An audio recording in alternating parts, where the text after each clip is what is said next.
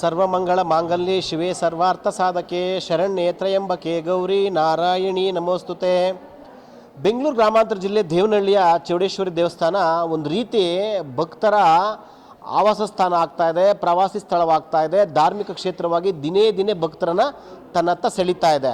ಆಷಾಢ ಮಾಸದಲ್ಲಿ ಇರ್ತಕ್ಕಂಥ 4 ಶುಕ್ರವಾರಗಳು ಇಲ್ಲಿ ವಿಶೇಷವಾಗಿ ಪೂಜೆಗಳು ಅಲಂಕಾರಗಳು ಎಲ್ಲ ಆಗಿದೆ. ಇವತ್ತು ಕೊನೆ ಆಷಾಢ ಶುಕ್ರವಾರದ ಪ್ರಯುಕ್ತ ಬಳೆ ಅಲಂಕಾರ ಮಾಡ್ತಕ್ಕಂಥ ವೀಳ್ಯದೆಲೆ ಅಲಂಕಾರ, ಲಡ್ಡು ಅಲಂಕಾರ ಎಲ್ಲ ಅಲಂಕಾರಗಳಾಗಿ ಇವತ್ತು ವಿಶೇಷವಾಗಿ ಹಣ್ಣುಗಳಿಂದ ದೇವಿಯನ್ನು ಅಲಂಕಾರ ಮಾಡ್ತಕ್ಕಂಥ ಅಭಿಷೇಕ ಪೂಜೆ ಆಗಿ ಈಗ ಆ ಹಣ್ಣುಗಳ ಅಲಂಕಾರ ಕಾರ್ಯ ನಡೀತಾ ಇದೆ. ನಮ್ಮ ಬೆಂಗಳೂರು ಗ್ರಾಮಾಂತರ ಜಿಲ್ಲೆ ನಮ್ಮ ಎಡಭಾಗದಲ್ಲಿ ತೋರಿಸೋದಾದರೆ ಬೆಂಗಳೂರು ಗ್ರಾಮಾಂತರ ಜಿಲ್ಲೆ ದೇವನಹಳ್ಳಿ, ದೊಡ್ಡಬಳ್ಳಾಪುರ, ಹೊಸಕೋಟೆ, ಚಿಕ್ಕಬಳ್ಳಾಪುರ ಈ ಭಾಗಗಳಿಂದ ಮಹಿಳೆಯರು ಮುಖ್ಯವಾಗಿ ತಮ್ಮ ತಮ್ಮ ಹರಕೆಗಳನ್ನೊತ್ತು ತಂಡೋಪತಂಡಗಳಾಗಿ ಭಜನೆ ಮಾಡ್ತಾ, ಹಾಡುಗಳನ್ನು ಆಡ್ತಾ, ಶ್ಲೋಕಗಳನ್ನು ಹೇಳ್ತಾ ತಮ್ಮ ಏನು ಹರಕೆಗಳಿದೆ ಹರಕೆಗಳನ್ನು ದೇವ್ರ ಮುಂದಿಟ್ಟು ದೇವರ ಆಶೀರ್ವಾದ ಪಡ್ಕೊಳ್ತಕ್ಕಂಥ ಪ್ರೋಸೆಸ್ಸು ಆಗ್ತಾ ಇದೆ. ಎಲ್ಲರೂ ಸಹ ತಲ್ಲೀನರಾಗಿ ಅವರವರ ಕೆಲಸಗಳಲ್ಲಿ ಭಕ್ತಿಭಾವಗಳಿಂದ ದೇವರನ್ನು ಸ್ಮರಿಸ್ತಕ್ಕಂಥ ಕೆಲಸಗಳನ್ನು ಇಲ್ಲಿ ಮಾಡ್ಕೊಳ್ತಾ ಹೋಗ್ತಾ ಇದೆ. ಈಗ ತಾಯಂದಿರು, ಸಹೋದರಿಯರು ಎಲ್ಲ ಸೇರಿಕೊಂಡು ಈಗ ಕಳಶ, ನಿಂಬೆಹಣ್ಣು, ಪೂಜೆ, ಬಾಳೆಹಣ್ಣು, ಅಕ್ಕಿ, ಧಾನ್ಯ ಎಲ್ಲವನ್ನು ಇಟ್ಟು ಪೂಜೆ ಮಾಡ್ತಕ್ಕಂಥ ವಿಧಾನಗಳನ್ನು ಮುಂದುವರಿಸ್ಕೊಂಡು ಹೋಗ್ತಾ ಇದ್ದಾರೆ. ಈಗಾಗಲೇ 14/7/2026 ಮಂಗಳವಾರ ಅಮಾವಾಸ್ಯೆ ಪ್ರಯುಕ್ತ ಅರಿಶಿಣ ಕುಂಕುಮ ಅಲಂಕಾರ ನಡೀತು. ಆಮೇಲೆ 17/7 ಶುಕ್ರವಾರ ವೀಳ್ಯದೆಲೆ ಮತ್ತು ಹೂವಿನ ಅಲಂಕಾರ ನಡೀತು. 24/7 ಲಾಡು ಮತ್ತು ಹೂವಿನ ಅಲಂಕಾರ. 29/7 ಗುರುಪೂರ್ಣಿಮೆ ಪ್ರಯುಕ್ತ ಚಿನ್ನಲೇಪಿತ ದೇವಿಯನ್ನು ಅಲಂಕಾರ ಮಾಡಿರ್ತಕ್ಕಂಥ ಎಲ್ಲ ದೃಶ್ಯಗಳನ್ನು ನಾವು ಕಣ್ತುಂಬಿಕೊಳ್ತಾ ಇದ್ದೀವಿ. ಇತ್ತೀಚೆಗೆ ಚೌಡೇಶ್ವರಿ ದೇವಿ ಹರಕೆಯ ಚೌಡೇಶ್ವರಿ ಅಂತೇಳಿ ಪ್ರಸಿದ್ಧಳಾಗ್ತಾ ಇದ್ದಾಳೆ. ಮುಖ್ಯವಾಗಿ ದೇವಸ್ಥಾನ ಪ್ರಾಚೀನ ಕಾಲದಿಂದ ಹಿಡ್ಕೊಂಡು ಇಲ್ಲಿನವರೆಗೂ ಸಹ ಧಾರ್ಮಿಕ ಕೇಂದ್ರಗಳಾಗಿ, ಶೈಕ್ಷಣಿಕ ಕೇಂದ್ರಗಳಾಗಿ, ಸಾಮಾಜಿಕ ಕೇಂದ್ರಗಳಾಗಿ ಸಮಾಜವನ್ನು ತಿದ್ದುತಕ್ಕಂಥ, ಸಮಾಜವನ್ನು ಸನ್ಮಾರ್ಗದತ್ತ ನಡೆಸ್ತಕ್ಕಂಥ ಕ್ಷೇತ್ರಗಳಾಗಿ ಪ್ರಖ್ಯಾತಿಯನ್ನು ಹೊಂದ್ತಾ ಇದೆ. ಎಲ್ಲಿ ಒಳ್ಳೆತನ ಇರುತ್ತೋ, ಎಲ್ಲಿ ಧರ್ಮ ಇರುತ್ತೋ ಅಲ್ಲಿ ದೇವಸ್ಥಾನಗಳು ಸಕ್ರಿಯವಾಗಿ ಕೆಲಸ ಮಾಡ್ತಾ ಇದೆ. ಎಲ್ಲಿ ಭಯ ಇರುತ್ತೋ ಅಲ್ಲಿ ಭಕ್ತಿನೂ ಇರುತ್ತೆ. ಆ ಭಕ್ತಿಯ ಕೇಂದ್ರಗಳಾಗಿ ಮನುಷ್ಯ ಅಟ್ಟಹಾಸ ಮೆರೀತಾ ತಾನು ಮಾಡಿದ್ದೆ ಆಟ, ಆಡಿದ್ದೆ ಆಟ, ಮಾಡಿದ್ದೆ ಕೆಲಸ ಅಂತಕ್ಕಂಥ ಕಾಲಘಟ್ಟದಲ್ಲಿ ನಾವಿದ್ರೂ ಸಹ ದೇವರು, ಆಚಾರ, ವಿಚಾರ, ಸಂಸ್ಕೃತಿ, ಪದ್ಧತಿ, ಭಕ್ತಿ ಎಲ್ಲವೂ ಸಹ ಇನ್ನೂ ಅನುಷ್ಠಾನದಲ್ಲಿದೆ. ನಮ್ಮ ಆರಕೆಗಳು, ಬೇಡಿದ ವರಗಳು ಈಡೇರ್ತಾ ಇದೆ ಅನ್ನೋದಕ್ಕೆ ದೇವನಹಳ್ಳಿ ಚೌಡೇಶ್ವರಿ ದೇವಸ್ಥಾನದಲ್ಲಿ ಆಗ್ತಾ ಇರ್ತಕ್ಕಂಥ ಎಲ್ಲ ಬೆಳವಣಿಗೆಗಳನ್ನು ನೋಡಿದ್ರೆ ತುಂಬ ತುಂಬ ಖುಷಿ ಆಗ್ತಾ ಇದೆ. ಇದೇ ರೀತಿ ಸಮಾಜವನ್ನು ಸನ್ಮಾರ್ಗದತ್ತ ನಡೆಸ್ತಕ್ಕಂಥ ಧಾರ್ಮಿಕ ಕ್ಷೇತ್ರವಾಗಿ, ಪುಣ್ಯಕ್ಷೇತ್ರವಾಗಿ, ಪ್ರವಾಸಿ ಸ್ಥಳವಾಗಿ ಈ ಕ್ಷೇತ್ರ ಪ್ರಖ್ಯಾತಿ ಆಗಲಿ, ಪ್ರಸಿದ್ಧಿ ಆಗಲಿ, ಇಲ್ಲಿಗೆ ದುಡಿತಾ ಇರ್ತಕ್ಕಂಥ ಎಲ್ಲ ತನು ಮನ ಅರ್ಪಿಸ್ತಕ್ಕಂಥ ಎಲ್ಲ ಭಕ್ತರಿಗೂ, ಸರ್ವಾಂಗ ಜನಾಂಗಕ್ಕೂ ಶುಭವಾಗಲಿ ಅನ್ನೋದೇ ನಮ್ಮ ಆಶಯ. ಶಶಾಂಕ್ ಜೊತೆ ಸುರೇಶ್ ಬಾಬು, ವಿಶ್ವಭಾರತಿ, ದೇವನಹಳ್ಳಿ.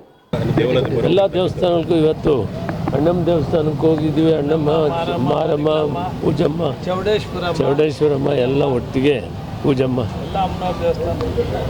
ಆ ದೇವರುಗಳನ್ನೆಲ್ಲ ಪ್ರಾರ್ಥನೆ ಮಾಡೋಣ. ಒಳ್ಳೆ ಮಳೆ ಬರಲಿ, ಬೆಳೆ ಆಗಲಿ, ಜನ ಸಮೃದ್ಧಿ ಆಗಲಿ ಅಂತ ದೇವರನ್ನು ಪ್ರಾರ್ಥನೆ ಮಾಡೋಣ.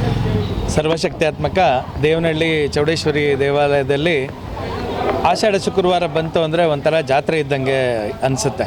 ಅದರಲ್ಲಿ ಕೊನೆ ಆಷಾಢ ಬರ್ತಾ ಬರ್ತಾ ಬರ್ತಾ ಜನಸಾಬನ 3,000 ಇರೋರು 4,000 ಆಗ್ತಾರೆ, 4,000 ಇರೋರು 5,000 ಆಗ್ತಾರೆ, 5,000 ಇರೋರು 6,000, 7,000 ಜನದವರೆಗೂ ದರ್ಶನ, ಒಂದು ದಿವಸಕ್ಕೆ ದರ್ಶನ ಮಾಡೋ ತಾಯಿ ಕರೆಸ್ಕೊಳ್ತಾರೆ.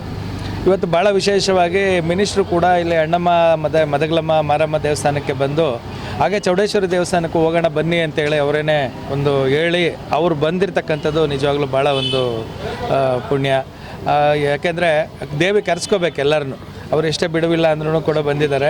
ಆ ಬೆಳಗ್ಗೆನೂ ಕೂಡ ಅಮ್ಮನವ್ರಿಗೆ ಆನಂದವಾಗಿ ಸುಮಾರು 8:30ಗೆ ಪ್ರಾರಂಭ ಆಗಿದ್ದು 2:30 ಗಂಟೆ ಕಾಲ ಆನಂದವಾಗಿ ಅಭಿಷೇಕ ಆಯಿತು. ಪ್ರಥಮ ದಿನ ವೀಳ್ಯದೆಲೆ ಅಲಂಕಾರ ಆಗಿತ್ತು. ಎರಡನೇ ದಿನ 3,000 ಲಡ್ಡುಗಳಿಂದ ಅಲಂಕಾರ ಆಗಿತ್ತು. ಮೊನ್ನೆ ಸಾವಿರಾರು ಬಳೆಗಳಿಂದ ಅಲಂಕಾರ ಆಗಿತ್ತು. ಎಲ್ಲರಿಗೂ ಕೂಡ ಒಂದು ಕುತೂಹಲ, ಏನು ಹಣ್ಣು ಅಲಂಕಾರ ಯಾವ ರೀತಿ ಇರ್ಬೋದು, ಒಂದಲ್ಲ ಒಂದು ರೀತಿ ಯಾವ ರೀತಿ ಅಂತಕ್ಕಂಥದ್ದು ಒಂದು ಕುತೂಹಲ. ಆ ರೀತಿ ಇವತ್ತು ಕೂಡ ಅಮ್ಮನವರಿಗೆ ಬರೀ ಹಣ್ಣುಗಳಲ್ಲೇ ಅಲಂಕಾರ. ಎಲ್ಲ ಹಣ್ಣುಗಳು ಈಗಾಗಲೇ ಬಂದಿದೆ, ಹಣ್ಣುಗಳಲ್ಲಿ ರೆಡಿ ಮಾಡ್ತಾ ಇದ್ದಾರೆ. ಅಮ್ಮನವ್ರಿಗೆ ಸಾಯಂಕಾಲ ಒಂದು 6 ಗಂಟೆಗೆ ಅಲಂಕಾರ ತೆಗಿತಾರೆ. ಆನಂದವಾಗಿರ್ತಕ್ಕಂಥ ಒಂದು ಅಲಂಕಾರ. ಮತ್ತು ಎಲ್ಲದಕ್ಕಿಂತ ವಿಶೇಷವಾಗಿ ನಾವು ರಾಹುಕಾಲದಲ್ಲಿ ಶುಕ್ರವಾರ ರಾಹುಕಾಲದಲ್ಲಿ ಒಂದು ಅಮ್ಮನವರಿಗೆ ಹರಕೆ ಸಲ್ಲಿಸ್ಬೋದು ಅಂತೇಳಿ ಹರಕೆ ಚೌಡೇಶ್ವರಿ ಅಂತ ಮಾಡಿದ್ವಿ. ಇವತ್ತು ಸುಮಾರು ಒಂದು 100 ಜನಕ್ಕೂ ಹೆಚ್ಚು ಜನ ಬಂದು ಆ ದೇವಿಯಲ್ಲಿ ಹರಕೆಯನ್ನು ಸಲ್ಲಿಸಿದ್ದಾರೆ. ಇದೇ ರೀತಿ ಪ್ರತಿ ವಾರನೂ ಕೂಡ ನಮ್ಮಲ್ಲಿ ಪ್ರತಿ ಶುಕ್ರವಾರ 10:30ಯಿಂದ 12 ಗಂಟೆಗೆ ಅಭಿಷೇಕದ ನಂತರ ಅಮ್ಮನಿಗೆ ಯಾವುದೇ ರೀತಿ ಅಲಂಕಾರ ಇರೋದಿಲ್ಲ. ಆವಾಗ ಹರಕೆಯನ್ನು ಸಲ್ಲಿಸೋದಕ್ಕೆ ನಾವೆಲ್ಲರಿಗೂ ಕೂಡ ಅವಕಾಶವನ್ನು ಮಾಡಿದ್ದೇವೆ. ಮತ್ತು ಅಭಿಷೇಕಕ್ಕೂ ಕೂಡ ಸಾಕಷ್ಟು ಜನ ಬಂದಿದ್ದರು. ಮತ್ತು ಇಷ್ಟು ದೊಡ್ಡ ಪೂಜೆ, ಇಷ್ಟು ಆನಂದವಾಗಿರ್ತಕ್ಕಂಥದ್ದು ಎಲ್ಲ ಕೂಡ ಸೇವಾಕರ್ತರ ನೆರವಿನಿಂದ ನಡ್ಕೊಂಡು ಬರ್ತಾ ಇದೆ. ಸೇವಾಕರ್ತರು ಇವತ್ತು ಒಂದು 4 ಜನ ಎಲ್ಲರೂ ಸ್ನೇಹಿತರು ಸೇರಿ, ಕುಮಾರ್ ಅವರು ಮತ್ತು ಪುನೀತ್ ಅವರು ಅವರೆಲ್ಲ ಮುನ್ರಾಜ್ ಎಲ್ಲ ಸೇರಿ ಒಂದು ಸೇವೆಯನ್ನು ಮಾಡ್ತಾಯಿದ್ದಾರೆ. ಹಾಗೆ ಪ್ರತಿ ವರ್ಷವೂ ಕೂಡ ಅದೇ ಸೇವಾಕರ್ತರೆ ಬೇರೆಯವ್ರಿಗೆ ಕೊಡೋಕ್ಕೂ ನಮಗೆ ಕೇಳಿದ್ರು ಕೂಡ ನಮಗೆ ಸೇವೆ ಕೊಡೋಕ್ಕೆ, ಯಾಕಂದರೆ ಆ ಭಕ್ತರನ್ನ ಕೇಳಿಕೊಂಡು ನಾವು ಕೊಡಬೇಕಾಗುತ್ತೆ. ಹಾಗಾಗಿ 14 ವರ್ಷಗಳಿಂದ ಇದೇ ಥರ ನಿರಂತರವಾಗಿ ಸೇವೆಯನ್ನು ಮಾಡ್ಕೊಂಬರ್ತಾ ಇರೋರು. ಮತ್ತು ಮೊನ್ನೆ ನೀವು ಭಕ್ತರನ್ನ ಕೇಳಿದಾಗ ಮೊನ್ನೆ ಕೋಲಾರಿಂದ ಬಂದಿದ್ದರು, ಚನ್ನಪಟ್ಟಣದಿಂದ ಬಂದಿದ್ದರು, ಮೈಸೂರಿಂದ ಬಂದಿದ್ದರು. ಈ ಇನ್ಸ್ಟಾಗ್ರಾಮು ಮತ್ತು ಫೇಸ್ಬುಕ್ಕಲ್ಲಿ ಅಮ್ಮ ಭಾಳ ಒಂದು ಇದಾಗಿ ಎಲ್ಲ ಕಡೆಯಿಂದನೂ ಭಕ್ತಿಯಿಂದ ಬರ್ತಾ ಇದ್ದಾರೆ.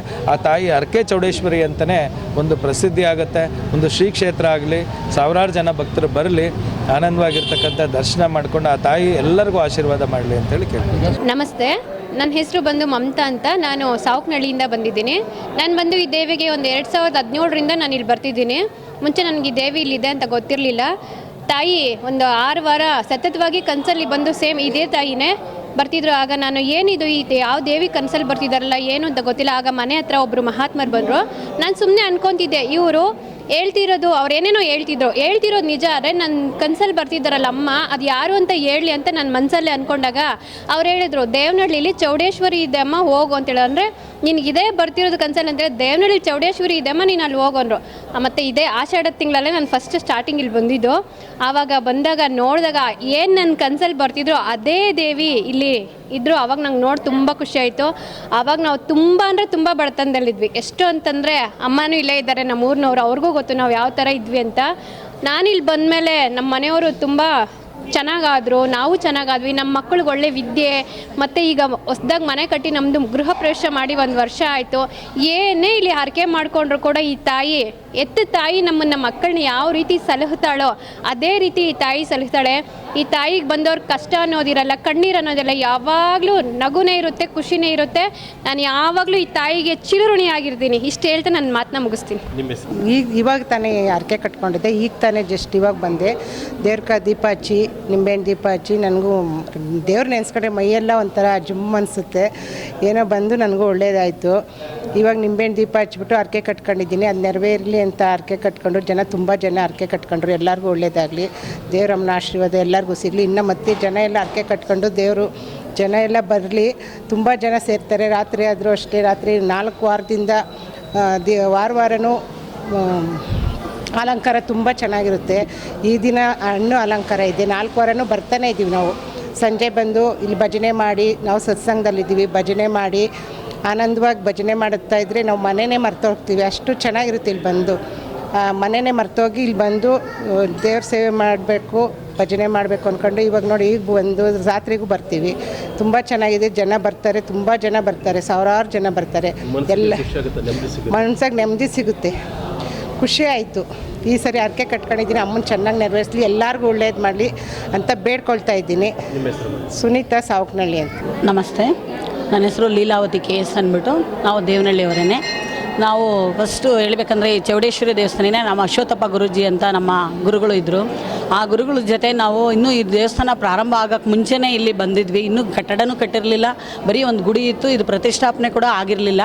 ಆಗ ಬಂದಾಗ ನಮ್ಮ ಅಶ್ವತ್ಥಪ್ಪ ಗುರೂಜಿಯವರು ಹೇಳಿದ್ರು, ಇದು ಏನಿದ್ರು ತುಂಬ ತುಂಬ ಶಕ್ತಾತ್ಮಕ ಚೌಡೇಶ್ವರಿ ಇದು ಅಮ್ಮ, ತುಂಬ ಇದು ಜನ ಬಂದು ಅಭಿವೃದ್ಧಿಯಾಗಿ ತುಂಬ ಜನಕ್ಕೆ ಒಳ್ಳೆ ಮಾಡುವಂಥ ಒಂದು ಚೌಡೇಶ್ವರಿ ಇದು, ನೋಡ್ತಾ ಇರಿ ತುಂಬ ಇದಾಗುತ್ತೆ ಅಂತ ಹೇಳಿದರು. ಅವ್ರು ಹೇಳಿದಾಗೇ ನಾವು ಇಲ್ಲಿ ದೇವಸ್ಥಾನಕ್ಕೆ ಇಲ್ಲಿ ಅವ್ರ ಜೊತೆ ಬರ್ತಾ ಇದ್ವಿ. ಮತ್ತು ಇಲ್ಲಿ ನಾವು ಅನ್ನದಾಸೋಹ ಕೂಡ ಇಲ್ಲಿ ಮಾಡೋದಕ್ಕೆ ಇಲ್ಲಿ ನಾವು ಗುರೂಜಿಯವರ ಆಶೀರ್ವಾದದಿಂದ ಅನ್ನದಾಸೋಹ ಕೂಡ ಇಲ್ಲಿ ಪ್ರಾರಂಭ ಮಾಡಿದಾಗ ನಾವು ಇಲ್ಲಿ ಮಾಡೋಕ್ಕೆ ನಾವು ನಮ್ಮ ಯಜಮಾನ್ರು ಇಲ್ಲಿ ಬಂದು ಸೇವೆ ಸಲ್ಲಿಸಿದ್ವಿ. ಆ ಮಹಾತಾಯಿ ಯಾವ ರೀತಿ ನಮಗೇನು ಇಲ್ಲಿ ಅನ್ನದಾಸೋಹ ಇಷ್ಟು ಜನಕ್ಕೂ ನಮ್ಮ ಕೈಲಾದಷ್ಟು ಮಟ್ಟಿಗೆ ಪ್ರಾರಂಭದಲ್ಲಿ ನಾವೇ ಮಾಡಿದ್ವಿ ಅಂತ ಹೇಳ್ತಾ ಇಲ್ಲ, ನಮ್ಮ ಚೌಡೇಶ್ವರಿನೇ ನಮ್ಮ ಕೈಲಿ ಮಾಡಿಸ್ತು. ಆ ಮೂಲಕ ನಾವು ಮಾಡಿಸಿದ್ದಕ್ಕೆ ತುಂಬ ಸಂತೋಷ. ನಮ್ಮ ತಾಯಿ ಎಷ್ಟು ದಿನ ಇಲ್ಲಿ ನಮ್ಗೆ ಅನ್ನದಾನ ಸೇವೆ ಮಾಡೋದಕ್ಕೆ ಅವಕಾಶ ಮಾಡಿಕೊಟ್ಲು. ದೇವಸ್ಥಾನಕ್ಕೆ ಯಾಕೆ ಬರಬೇಕು ಅಂದರೆ ಇಲ್ಲಿ ಒಂದು ರೀತಿಯಾದ ಪಾಸಿಟಿವ್ ವೈಬ್ಸ್ ಬರುತ್ತೆ ನಮಗೆ.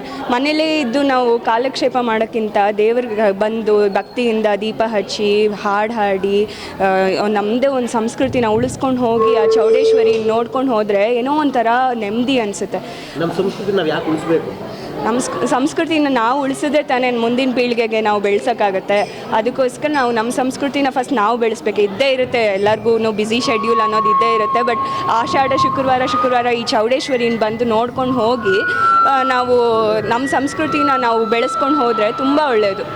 ನಾನು ಸಂಗೀತ ಶುರು ಮಾಡಿದಾಗ ತೇವಿನ ಕೇಳ್ಕೊಂಡಿದ್ದೆ. ನಾನು ದೇವನಹಳ್ಳಿಲಿ ಮೊದಲನೇ ಸತಿ ಶುರು ಮಾಡ್ತಾಯಿದ್ದೀನಿ ಸಂಗೀತ ಕ್ಲಾಸಸ್ನ.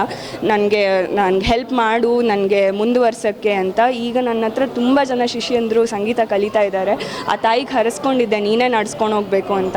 ಸೊ ಅದು ಚೆನ್ನಾಗಿ ನಡೀತಾ ಇದೆ. ಶ್ರೇಯಾ ಅಂತ ಸರ್. ನಾವು ದೇವಸ್ಥಾನಕ್ಕೆ ಬರ್ತಾ ಇರೋದು ಇಲ್ಲಿ ಕಟ್ಟಾಗಿಂದ ಬಂದಿದ್ದೀವಿ. ಈ ತಾಯಿ ದೇವ್ರು ಇದ್ದಿದ್ದು ನಮ್ಮ ಮನೇಲೇ ಸರ್. ಹೇಳಬೇಕು ಅಂದರೆ ಎಲ್ಲ ದೇವ್ರಿಗೂ ನಮ್ಮ ಮನೇಲೇ 1 ವರ್ಷ ಇತ್ತು. ಅಲ್ಲೇ ಸೇವೆ ಮಾಡಿದ್ವಿ. ಆ ಎಮ್ಮಂಗೆ ಒಂದು ರೂಮಲ್ಲಿತ್ತು.